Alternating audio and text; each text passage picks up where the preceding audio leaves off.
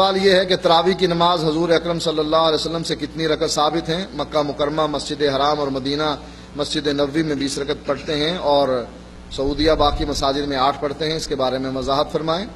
اللہ کے نبی کی جو تراویح کی نماز ہے وہ تو 8 رکعت ہیں، جیسا کہ بخاری میں موجود ہے کہ ما کان یزید فی رمضان ولا فی غیرہ، کہ حضرت محمد صلی اللہ علیہ وسلم، حضرت عائشہ اس کو بیان کرتی ہیں، پوچھنے والا پوچھتا ہے کہ آپ رمضان میں کتنی نماز پڑھا کرتے تھے، کتنی رکعت رات کو؟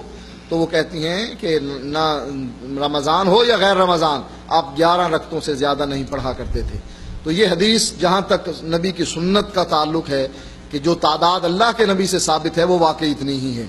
مکے میں اور مسجد نبوی میں جو یہ کہا جاتا ہے 20 رکعت پڑھتے ہیں، یہ بھی صحیح نہیں، اس لیے کہ آخری عشرے میں 33 رکعت پڑھی جاتی ہیں، 20 پہلے اور 13 بعد میں، اس رات میں 33 پڑھی جاتی ہیں آخری عشرے میں، لہٰذا یہ 20 کا عدد جو کر دینا کہ بس 20 ہی ہیں، نہ ایک کم نہ زیادہ، یہ بھی صحیح نہیں۔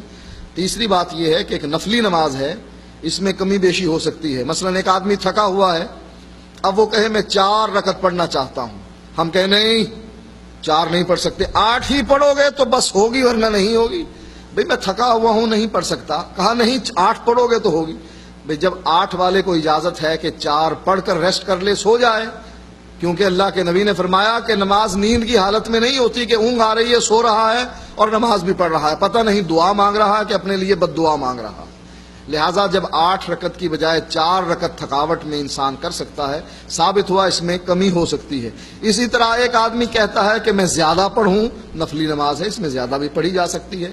ہاں جو آدمی یہ اعتراض کرتا ہے چلیں وہ 20 ہی پڑھے، لیکن پڑھے اس طریقے سے جس طرح مکے اور مدینے میں پڑھی جاتی ہے، ہمیں کوئی اعتراض نہیں۔ رفع الیدین کرے، سینے پر ہاتھ باندھے اور آمین کہے، سورۃ فاتحہ پڑھے، تورک کرے، یہ تمام چیزیں کرے، نماز کا طریقہ وہ اختیار کرے، 20 پڑھ لے، ہمیں بھی کوئی اعتراض نہیں انشاءاللہ۔